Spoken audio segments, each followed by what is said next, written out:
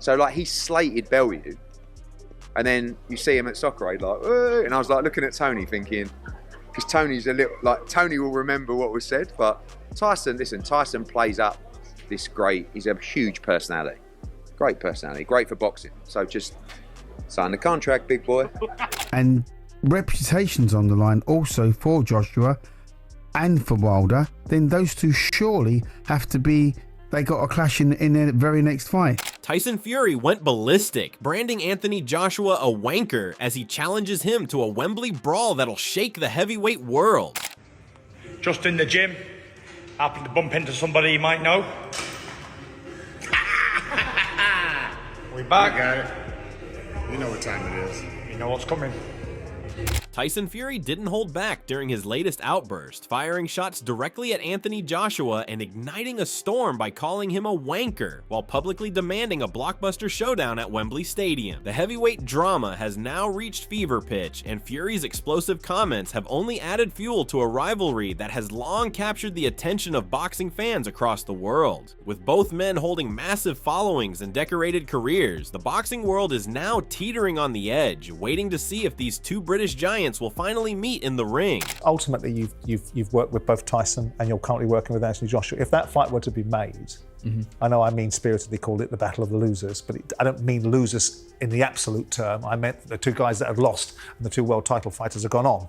I think probably the better way, more respectful way to put it is the two fighters are probably slightly past the peak. Probably right, yeah. But then they can't clip it and crop it up and make it look like a tit. Right? So ultimately, that's good for the producers. Any conflict in your emotions if you were to see Anthony Joshua going against Tyson Fury? Would I, I totally understand. It's not ideal, do you know what I mean? I've never had a falling out with any boxer that I've finished working with, and that's something I pride myself. In a recent interview, Fury made it clear that he's ready for the fight and eager to shut down what he sees as empty talk from Joshua's camp. His direct challenge for a Wembley face-off was loud and calculated, aimed at pushing Joshua into a corner where a response would be inevitable. Fury has had enough of the back and forth and wants action, not words. His frustration stems from years of negotiations, setbacks, and failed attempts to finalize what many consider the biggest all-British heavyweight clash in decades. This is happening, isn't it? I don't want to get too excited because something's happening. No, it is. There's things on the move. My radar for it. I mean, some of it is instinct.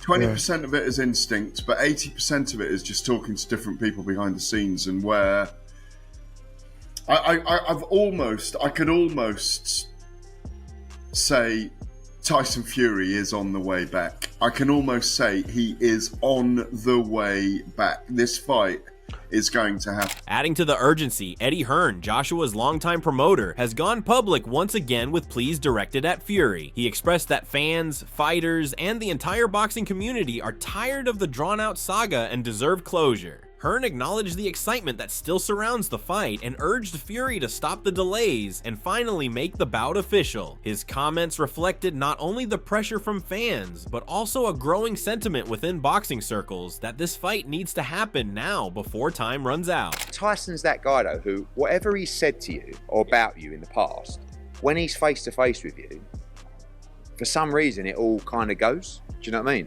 Like, he slagged me off to the hills over the years. I think we get on all right now. But even when he would slag me off and I would slag him off, when he saw me at a show, it's like it never happened.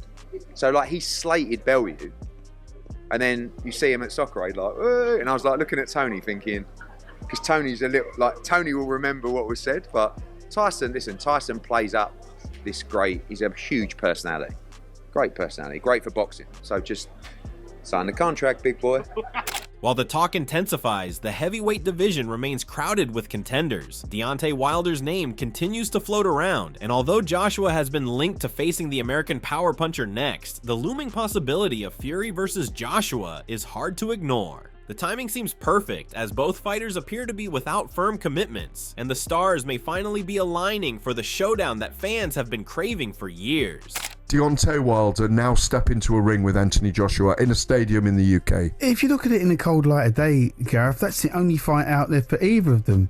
If either of them want to make any kind of an assault onto the onto the world stage again and fight for a world title, then this has to be surely the final eliminator for the pair of them.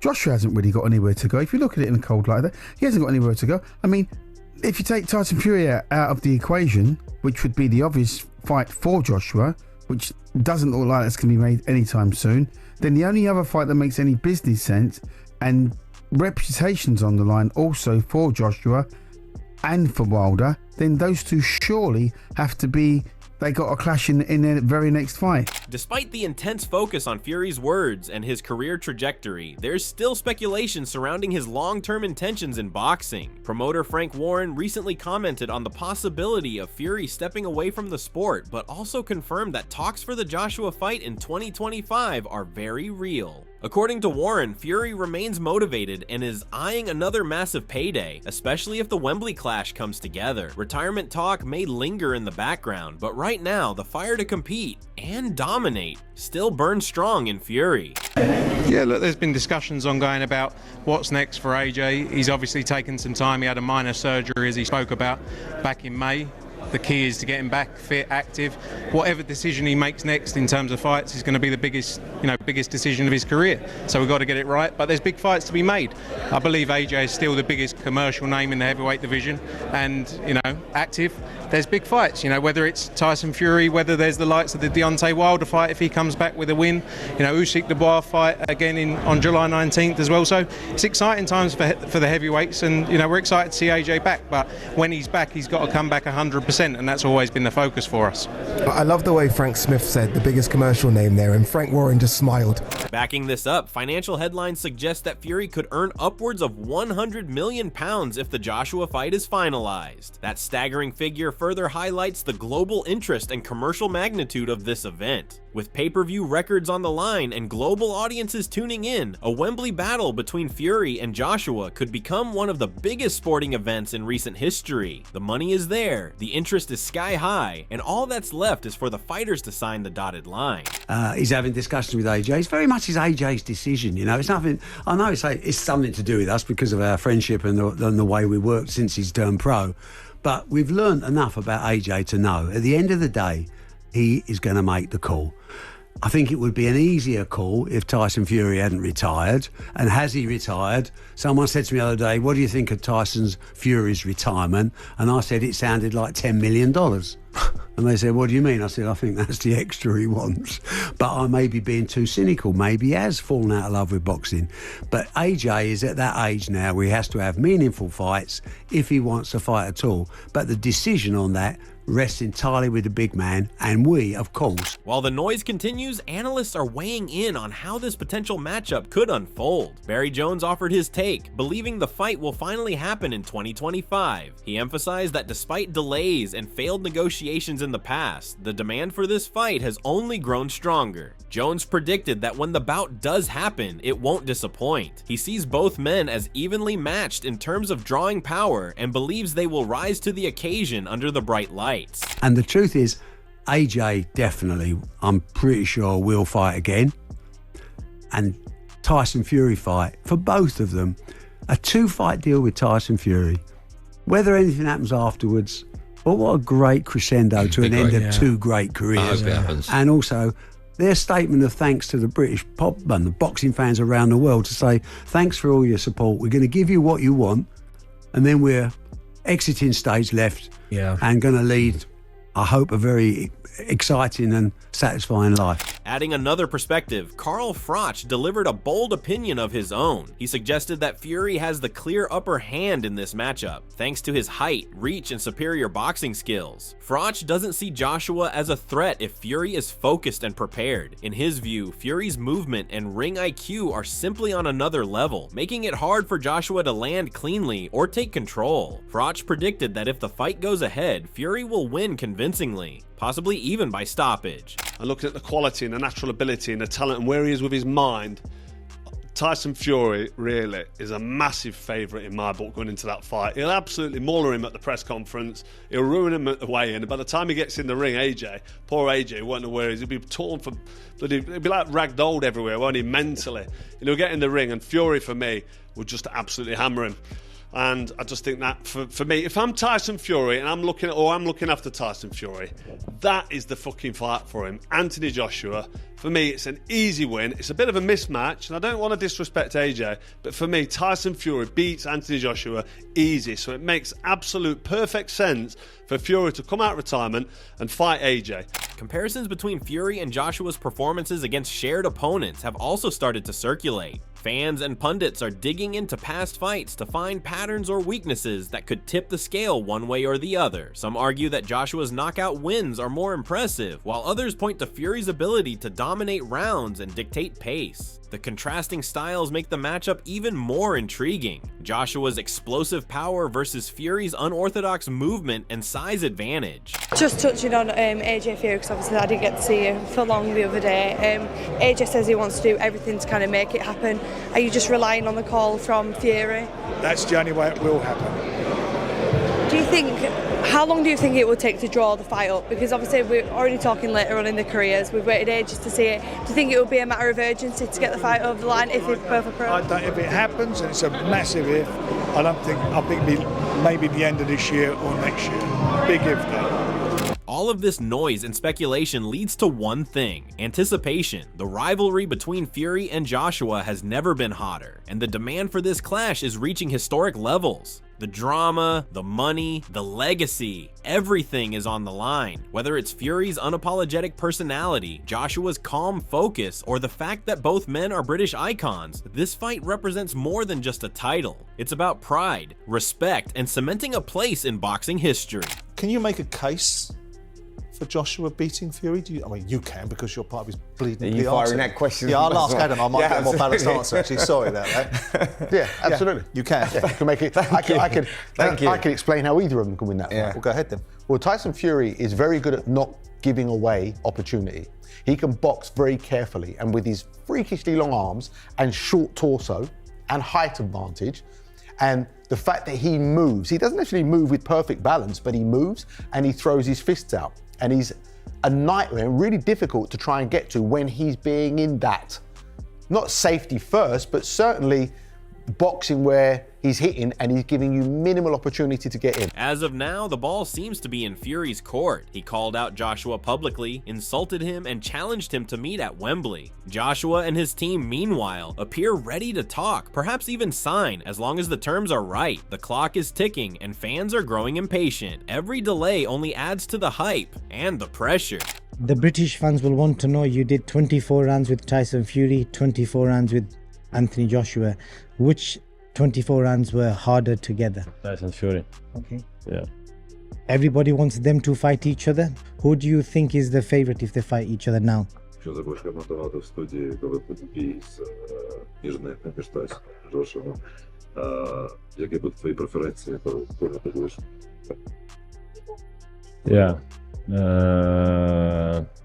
Maybe. If the fight finally happens, it could be a once-in-a-generation event. The tension is real, the stakes are high, and the outcome is far from certain. But one thing's for sure, if these two finally share the ring under the lights of Wembley, it won't just be another boxing match. It'll be a spectacle, one that fans will talk about for years. And with everything on the line, neither Fury nor Joshua can afford to walk away without proving who the true king of British heavyweight boxing really is. It turned, but the second fight is really what I wanted to talk about, and how he speaks about Tyson Fury not being in the correct shape.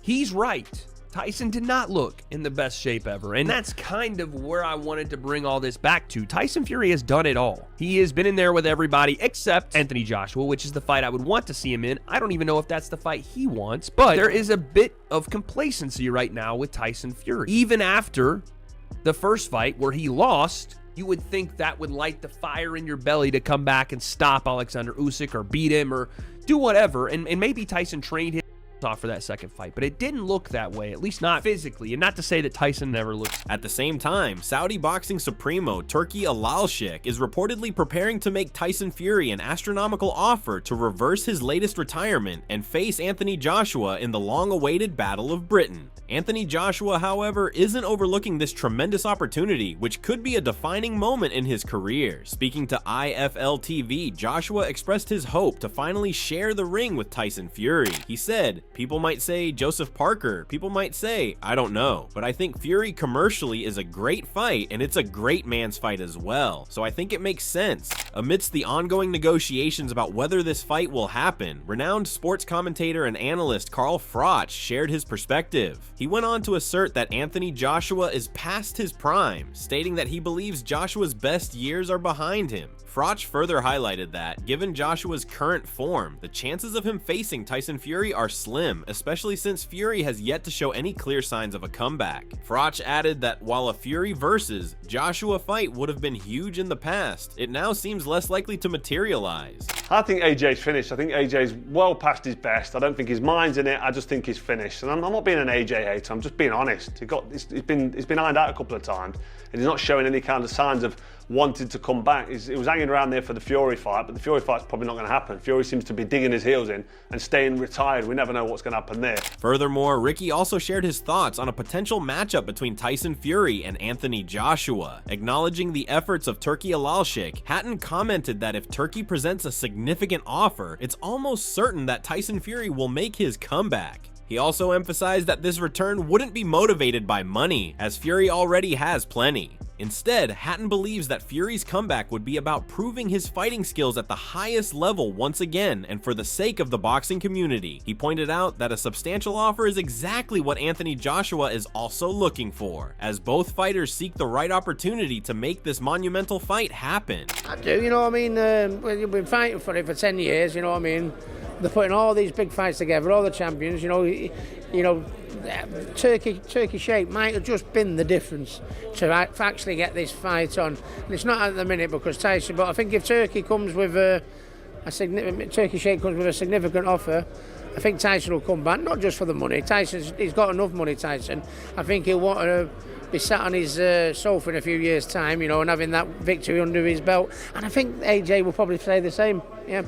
While many in the boxing community are eager to see a Tyson Fury versus Anthony Joshua fight, Simon Jordan holds a different view. He described the potential matchup as a fight of losers, emphasizing that both Joshua and Fury no longer hold the same prestige they once did. Jordan pointed out that since both fighters are coming off significant losses, he finds little interest in the bout. He further stated that his preference for a fight is based on its meaning, not bragging rights or financial gain, something he believes is lacking in a potential clash between Fury and Joshua. Jordan made it clear that for him, this fight holds no real significance, and he expressed his disinterest in it. Honestly, not particularly.